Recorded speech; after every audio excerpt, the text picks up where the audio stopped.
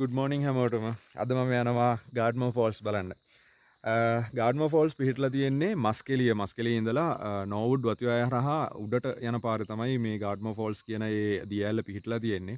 ලංකාවේ තියෙන පුදුම ලස්සන දියඇල්ලක්. ඒ කියන්නේ මම ෆොටෝස් බලද්දිම හිතුවා ඇත්තටම සෑහෙන ලස්සන තැනක් කියලා.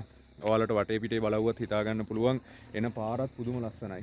ඒ කියන්නේ තේවතු මෙදින් සහ ඒ නෝවුඩ් වතුයාය හරහා එනකොට ඒ ජලාශය පැත්තකින් තියෙනවා අනිත් පැත්තේ මේ වගේ ලස්සන තේවතු තියෙනවා. ඒ තේවතු හරහා තමයි ඔයාලා කෙලින්ම කොහෙද මස්කෙලියේ ඉඳලා උඩට ඒ පාරේ දිගටම එන්නේ. ඉතින් මේ වගේ තැන්වල නවත්තන්න නැතුවත් බෑ. මොකද ඒ ලස්සන බලලා එහෙම මම යන්න ඕනේ. හැබැයි මම මෙහෙම දෙයක් තියෙනවා. මම උදේ පාන්දරම පිටත් වුණා ගමන. මම නුවරින්දලා ආපු නිසා.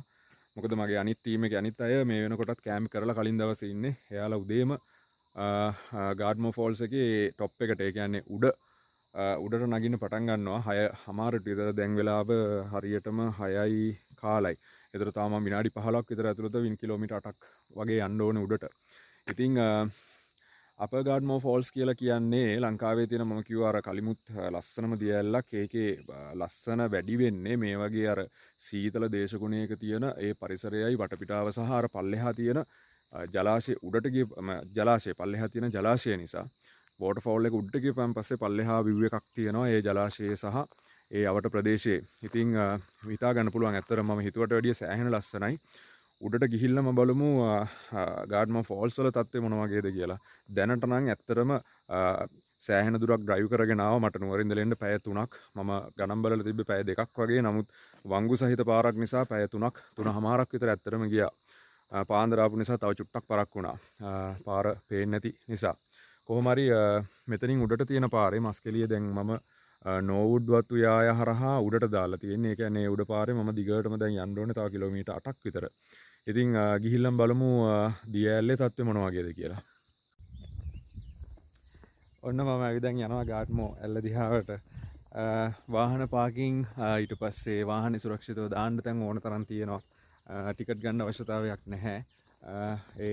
එතන චූටි කඩයක් තියෙනවා. ඔයාලට හොයාගන්න එහෙම පාර කිසිම අවුලක් වෙන්නේ නැහැ. ඒ කියන්නේ GARTMORE වතුයායට තමයි ඔයාලා ඇතුල් වෙන්න ඕනේ. ඒ ඇතුල් වෙලා ඉවර වෙලා එතනින් එහාට පොඩි කොන්ක්‍රීට් පාරක් තියෙනවා. ඒක දිගේ පොඩි දොරක් ඇවිදගෙන යන්න තියෙන. ඇත්තටම කිව්වොත් හයික් එකක් නෙමෙයි. නිකන් ඒ ඇල්ල පටන් ගන්න තැනටම බලන්න යන්න පුළුවන් සාමාන්‍ය මේ හොඳ කොන්ක්‍රීට් පාරක් තියෙන්නේ.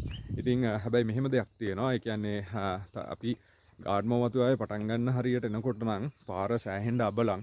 ඒ කියන්නේ උඩට එන පාරේ ඒ කියන්නේ යට වදින වාහනයක් ආවොත් නම් අනිවාර්යයෙන්ම ගොඩක් තැන්වලදී වදින්න ඉඩ තියෙනවා. ඒක නිසා චුට්ටක් ඒ ගැන සැලකිලිමත් වෙන්න.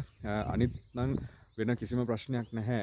හොඳටම පාර තිබුණා ඒ ආපු මාර්ගේ. අර GARTMORE වතුයායෙන් උඩට විතරයි මේ පාර චුට්ටක් අවලං වෙලා තිබ්බේ. ඒක චුට්ටක් සැලකිලිමත් ආවහම එහෙම ලොකු ප්‍රශ්නයක් වෙන්නේ නැහැ.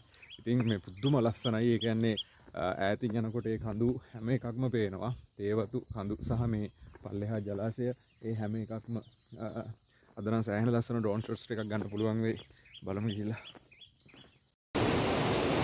මෙන්න GARTMORE දියඇල්ලේ මුදුන. ඒ කියන්නේ මම අර උඩ ඉඳලා ආවේ. උඩ ඉඳලා පල්ලෙහාට ඇවිල්ලා මේ මෙතනින් පල්ලෙහා ජලාශය තියෙන්නේ. ඒ කියන්නේ මේ දියඇල්ලේ විශේෂත්වය තමයි ඒ කියන්නේ උඩ ඉඳලා පල්ලෙහාට බලන්න පුළුවන්. ඒ කියන්නේ පල්ලෙහා ජලාශය තියෙනවා. මෙතන මුදුන.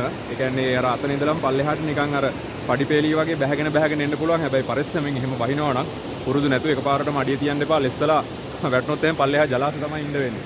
ඉතින් පුදුම ලස්සනයි. ආයේ කියලා වැඩක් නැහැ. ඒක වචන වලින් මට ඇත්තටම එක්ස්ප්ලেইন කරන්න අමාරුයි. එහා පැත්තේ ඒ කියන්නේ මේ කන්දට එහා පැත්තේ සමනල කන්ද පේනවා. සමනල කන්ද ඒ කියන්නේ මේ ඉතාමත් හොඳට පේනවා. ඒ කියන්නේ සමනල කන්දේ අපි අර දකින්නේ නැති ඇන්ගල් එකක් මම හිතන්නේ මේ පැත්තෙන් අපි අර GARTMORE වතුයාය හරහා එනකොට පේනවා තැන් දෙකකදී වගේ.